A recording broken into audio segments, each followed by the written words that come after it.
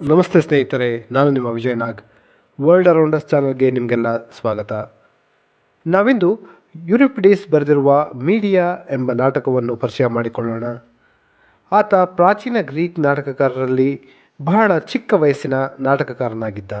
ಕ್ರಿಸ್ತಪೂರ್ವ 485ರಿಂದ 480ರ ನಡುವೆ ಜನ್ಮಿಸಿದ್ದ ಈತ ಸರಿಸುಮಾರು 100 ನಾಟಕಗಳನ್ನು ರಚಿಸಿದ್ದಾನೆ.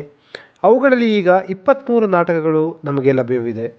ನಾವಿಂದು ಪರಿಚಯ ಮಾಡಿಕೊಳ್ಳುತ್ತಿರುವ ಮೀಡಿಯಾ ಸೇಡಿನ ಕಥಾಹಂದರವುಳ್ಳ ಗಂಭೀರ ನಾಟಕವಾಗಿದೆ. ಟ್ರೋಜನ್ ಯುದ್ಧದ ಹಿಂದಿನ ಕಾಲಘಟ್ಟದಲ್ಲಿ ಇದರ ಸನ್ನಿವೇಶವನ್ನು ಹೆಣೆಯಲಾಗಿದೆ. ಸ್ನೇಹಿತರೆ, ಗೆಳೆಯರೇ, ವಿಡಿಯೋದಲ್ಲಿ ಮುಂದುವರೆಯುವ ಮುನ್ನ ಈ ಚಾನಲ್ಗೆ ನೀವು ಹೊಸಬರಾಗಿದ್ದರೆ ಸಬ್ಸ್ಕ್ರೈಬ್ ಆಗುವುದನ್ನು ಮರೆಯದಿರಿ.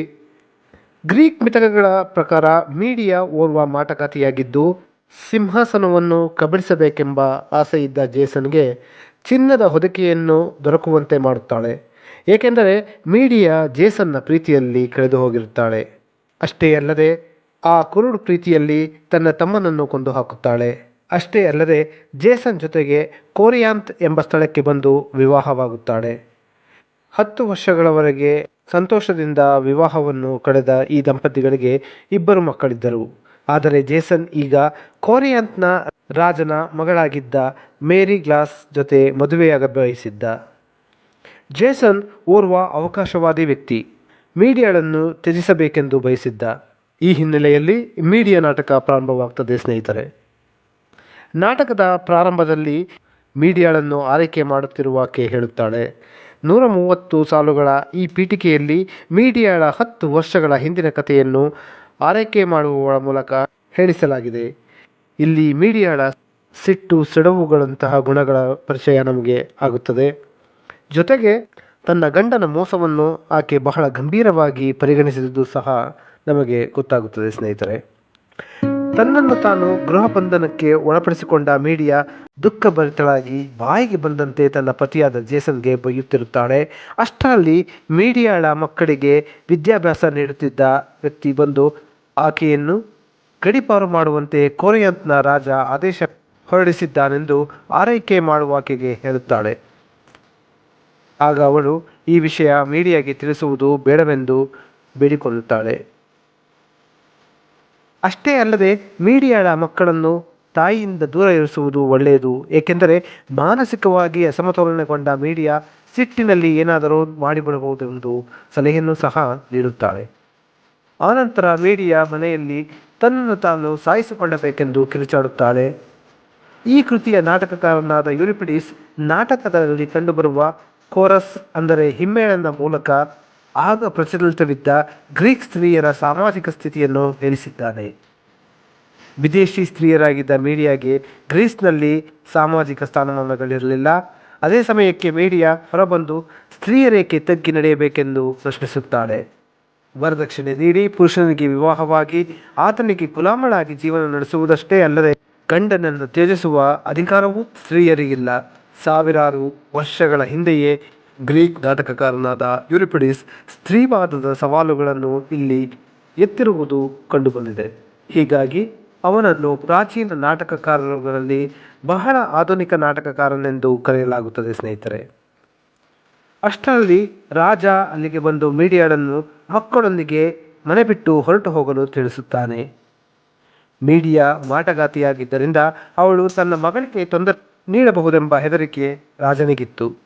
ಪರಿಪರಿಯಾಗಿ ಆಕೆ ಬೇಡಿಕೊಂಡರೂ ದಯೆ ತೋರದ ಆ ರಾಜ ಕೊನೆಗೆ ಕೇವಲ 1 ದಿನದ ಅವಧಿಗೆ ಅಲ್ಲಿ ಉಳಿಯಲು ಮೀಡಿಯಾಗೆ ಅವಕಾಶ ನೀಡುತ್ತಾನೆ. ಗೆಳೆಯರೇ, ಈ ಸನ್ನಿವೇಶದ ನಂತರ ಮೀಡಿಯಾ ಹಿಮ್ಮೇಳದವರೊಂದಿಗೆ ತನ್ನ ಮುಂದಿನ ಯೋಜನೆಯನ್ನು ಹೇಳುತ್ತಾಳೆ. ತನ್ನ ಬದುಕನ್ನು ಹಾಳುಗೆಡವಿದ ಜೇಸನ್ ಮೇಲೆ ಸೇಡು ತೀರಿಸಿಕೊಳ್ಳುವ ಯೋಜನೆಯನ್ನು ಹಾಕಿಕೊಳ್ಳುತ್ತಾಳೆ. ಆಕೆ ಪುರುಷ ಪ್ರಧಾನ ಸಮಾಜದಲ್ಲಿ ಓರ್ವ ಸ್ತ್ರೀ ಬದುಕಬೇಕಾದರೆ ಕೆಟ್ಟದ್ದನ್ನು ಆಶ್ರಯ ಪಡೆಯಲೇಬೇಕೆಂದು ಹೇಳುತ್ತಾಳೆ. ತನ್ನ ತವರು ಮನೆಗೂ ವಾಪಸ್ಸು ಹೋಗಲಾರದ ಸ್ಥಿತಿಯನ್ನು ತಂದಿಟ್ಟಿದ್ದ ಜೇಸನ್ ಮೇಲೆ ದ್ವೇಷ ಇಮ್ಮಡಿಸುತ್ತದೆ. ಅಷ್ಟರಲ್ಲಿ ಅಲ್ಲಿಗೆ ಜೇಸನ್ ಪ್ರವೇಶಿಸುತ್ತಾನೆ. ಸಿಟ್ಟಿನಲ್ಲಿ ಮೀಡಿಯಾ ಅವನಿಗೆ ಬೈಯುತ್ತಾಳೆ. ಆದರೆ ಆತ ಮಾತ್ರ ತಾನು ಮಾಡಿದ್ದು ಸರಿ ಎಂದೇ ಹೇಳಿದ. ಅವನ ಉದ್ದೇಶ ಕೋರಿಯಾಂತ್ನ ರಾಜನಾಗಬೇಕೆಂಬುದಾಗಿತ್ತು. ಈಗ ತಾನು ಹೋಗುವುದಾದರೂ ಎಲ್ಲಿಗೆ ಎಂದು ಚಿಂತಿತಳಾಗಿದ್ದಾಗ ಅಲ್ಲಿಗೆ ಏಥೆನ್ಸ್ನ ರಾಜನಾಗಿದ್ದ ಏಜಿಯಸ್ ಪ್ರವೇಶಿಸುತ್ತಾನೆ. ಆತ ಮೀಡಿಯಾಳ ಮಿತ್ರನಾಗಿದ್ದ. ಮಕ್ಕಳಿಲ್ಲದ ಅವನು ಒರಕಲ್ನ ಬಳಿ ತನ್ನ ಸಮಸ್ಯೆಗೆ ಪರಿಹಾರ ಕೇಳಿದ್ದ. ಅದರ ಒಗಟು ಉತ್ತರ ಅರ್ಥವಾಗಲಿಲ್ಲವಾದ್ದರಿಂದ ಅದನ್ನು ಬಿಡಿಸಿ ಕೇಳಲು ಮೀಡಿಯಾಳ ಬಳಿ ಬಂದಿದ್ದ. ಆಗ ಆಕೆ ಕೆಲ ದಿನಗಳವರೆಗೆ ತನ್ನನ್ನು ಏಥೆನ್ಸ್ ನಗರದಲ್ಲಿ ಉಳಿಸಲು ಬಿಟ್ಟರೆ ಅವನಿಗೆ ಮಕ್ಕಳಾಗುವ ಪರಿಹಾರ ಹೇಳುತ್ತೇನೆ ಎನ್ನುತ್ತಾಳೆ. ಇದಕ್ಕೆ ಆತ ಒಪ್ಪಿದ ಕೂಡ. ಜೇಸನ್ ಮತ್ತೊಮ್ಮೆ ಅವಳ ಬಳಿ ಬಂದಾಗ ಮೀಡಿಯಾ ಅವನ ಬಳಿ ಕ್ಷಮೆ ಕೇಳುತ್ತಾಳೆ. ತನ್ನ ಮಕ್ಕಳನ್ನು ಸ್ವೀಕರಿಸು ಎಂದು ಬೇಡುತ್ತಾಳೆ. ನಂತರ ತನ್ನ ಗಂಡನನ್ನು ವಿವಾಹವಾಗುತ್ತಿದ್ದ ರಾಜನ ಮಗಳಾದ ಗ್ಲಾಸ್ಗೆ ಉಡುಗೊರೆಯಾಗಿ ಹೊಸ ಉಡುಪೊಂದನ್ನು ಮಾಡಿ ಅದರಲ್ಲಿ ವಿಷವನ್ನು ಹಾಕುತ್ತಾಳೆ. ಈ ವಿಷದ ಉಡುಪನ್ನು ತನ್ನ ಮಕ್ಕಳ ಮೂಲಕ ಸವತಿಯಾಗುತ್ತಿದ್ದ ಗ್ಲಾಸ್ಗೆ ತಲುಪಿಸುತ್ತಾಳೆ. ಸ್ನೇಹಿತರೆ, ಸ್ವಲ್ಪ ಸಮಯದ ನಂತರ ಮೀಡಿಯಾಳನ್ನು ಆರೈಕೆ ಮಾಡುತ್ತಿದ್ದಾಕೆ ಅವಳ ಬಳಿ ಬಂದು ರಾಜಕುಮಾರಿಯಾದ ಗ್ಲಾಸ್ ಉಡುಗೊರೆಯನ್ನು ಸ್ವೀಕರಿಸಿದ್ದಷ್ಟೇ ಅಲ್ಲದೆ ಮೀಡಿಯಾಳ ಇಬ್ಬರು ಮಕ್ಕಳನ್ನು ಗಡೀಪಾರು ಆಗುವುದನ್ನು ನಿಲ್ಲಿಸಿದಳು ಎಂಬ ಮಾತನ್ನು ಹೇಳುತ್ತಾಳೆ. ಆದರೆ ಈ ವಿಷಯ ತಿಳಿದು ಮೀಡಿಯಾ ವಿಚಲಿತಳಾಗುತ್ತಾಳೆ. ಸ್ನೇಹಿತರೆ, ನಾನು ಮಾಡಿರುವ ವಿಷದ ಉಡುಪು ಧರಿಸಿದ ಕ್ಷಣವೇ ರಾಜಕುಮಾರಿ ಗ್ಲಾಸ್ ಸಾಯುತ್ತಾಳೆ. ತಾನು ಅಲ್ಲಿರುವುದಿಲ್ಲ, ಆದರೆ ತನ್ನ ಮಕ್ಕಳು ಇಲ್ಲೇ ಇರುವುದರಿಂದ ಇವರನ್ನು ಸಾಯಿಸಿಬಿಡುವ ಸಾಧ್ಯತೆ ಇದೆ ಎಂದು ಚಿಂತಿತಳಾಗುತ್ತಾಳೆ. ಹೀಗಾಗಿ ಕೊನೆಗೆ ತನ್ನ ಇಬ್ಬರು ಮಕ್ಕಳನ್ನು ಸಾಯಿಸುವ ಕೆಟ್ಟ ಯೋಜನೆ ಮಾಡುತ್ತಾಳೆ. ಸ್ನೇಹಿತರೆ, ಅಷ್ಟರಲ್ಲಿ ಓರ್ವ ಸಂದೇಶವಾಹಕ ಅವಳ ಬಳಿ ಬಂದು ರಾಜಕುಮಾರಿ ಗ್ಲಾಸ್ ಹೊಸ ಉಡುಪನ್ನು ಧರಿಸುತ್ತಿದ್ದಂತೆ ಮರಣಿಸಿದ್ದು, ಅವಳನ್ನು ರಕ್ಷಿಸಲು ಹೋದ ಅವಳ ತಂದೆ ಕೂಡ ಸಾವನ್ನಪ್ಪಿದರು ಎಂದು ಹೇಳುತ್ತಾನೆ. ನಾಟಕಕಾರನಾದ ಯೂರಿಪಿಡಿಸ್ ಮೀಡಿಯಾಳನ್ನು ದೃಢ ನಿರ್ಧಾರಗಳನ್ನು ಕೈಗೊಳ್ಳುತ್ತಿದ್ದ ಉಕ್ಕಿನ ಸ್ತ್ರೀಯಾಗಿ ಪ್ರತಿಬಿಂಬಿಸಿದ್ದಾನೆ. ತನ್ನ ಗುರಿಯಿಂದ ಹಿಮ್ಮೆಟ್ಟಿಸುವ ಯಾವ ಅಡೆತಡೆಗಳೂ ಅವಳ ವಿಶ್ವಾಸದ ಮುಂದೆ ನಿಲ್ಲುತ್ತಿರಲಿಲ್ಲ. ನಂತರ ಮೀಡಿಯಾ ಮನೆಯೊಳಗೆ ಹೋಗಿ ತನ್ನ ಇಬ್ಬರು ಮಕ್ಕಳನ್ನು ಸಾಯಿಸುತ್ತಾಳೆ. ನಾಟಕದ ಹಿಮ್ಮೇಳನವು ಅವಳ ಈ ಕೃತ್ಯವನ್ನು ನಿಂದಿಸುತ್ತದೆ. ಅಷ್ಟರಲ್ಲಿ ಜೇಸನ್ ಮನೆಗೆ ಬಂದು ತನ್ನ ಸೇವಕರಿಗೆ ಮೀಡಿಯಾಳನ್ನು ಬಂಧಿಸಲು ಆದೇಶಿಸುತ್ತಾನೆ. ಮಕ್ಕಳನ್ನು ತನ್ನೊಡನೆ ಕರೆದುಕೊಂಡು ಹೋಗಲು ಆತ ಬಂದಿದ್ದ. ಆದರೆ ಹಿಮ್ಮೇಳನದವರು ಮಕ್ಕಳನ್ನು ಮೀಡಿಯಾ ಕೊಂದಿರುವುದಾಗಿ ಹೇಳುತ್ತಾರೆ. ಅವನು ಓರ್ವ ತಾಯಿ ಈ ದುಷ್ಕೃತ್ಯ ನಡೆಸುವಳೆಂಬುದನ್ನು ನೆನೆಸಿರಲಿಲ್ಲ.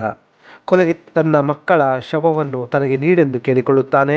ಆದರೆ ಮೀಡಿಯಾ ತನ್ನ ಮಕ್ಕಳ ಶವವನ್ನು ಹೇರಾ ದೇವತೆಯ ದೇವಸ್ಥಾನಕ್ಕೆ ತೆಗೆದುಕೊಂಡು ಹೋಗಿ ಶವ ಸಂಸ್ಕಾರ ಮಾಡುತ್ತೇನೆ, ಹಾಗೆ ಅಲ್ಲಿಯೇ ಭೋಜನ ಕೂಟವೊಂದನ್ನು ಏರ್ಪಡಿಸುತ್ತೇನೆ ಎಂದು ಹೇಳಿಬಿಟ್ಟಳು. ಅಷ್ಟೇ ಅಲ್ಲದೆ ಜೇಸನ್ಗೆ ಭವಿಷ್ಯವಾಣಿಯೊಂದನ್ನು ಹೇಳುತ್ತಾ, ನೀನು ಗೌರವಯುತವಾಗಿ ಸಾಯುವುದಿಲ್ಲ, ನಿನ್ನ ತಲೆಯ ಮೇಲೆ ಹಡಗೊಂದು ಬಿದ್ದು ಸಾಯುವೆ ಎಂದು ಹೇಳುತ್ತಾಳೆ. ಇದಾದ ನಂತರ ತನ್ನ ಅಜ್ಜನಾದ ಸೂರ್ಯದೇವತೆಯ ನೀಡಿದ್ದ ಡ್ರ್ಯಾಗನ್ ಹಡಗೊಂದನ್ನು ಏರಿ ಹಾರಿ ಹೋಗುತ್ತಾಳೆ. ಸ್ನೇಹಿತರೆ, ಅವಳ ಕೈಗಳಲ್ಲಿ ಮೃತ ಮಕ್ಕಳ ಶವವಿದ್ದವು. ಇದಾದ ನಂತರ ನಾಟಕದ ಹಿಮ್ಮೇಳನದವರು ದೇವತೆಗಳ ಕಾರ್ಯವನ್ನು ಯಾರೂ ಊಹಿಸಲಾಗದು ಎಂದು ಹೇಳುವುದರೊಂದಿಗೆ ನಾಟಕಕ್ಕೆ ತೆರೆ ಬೀಳುತ್ತದೆ.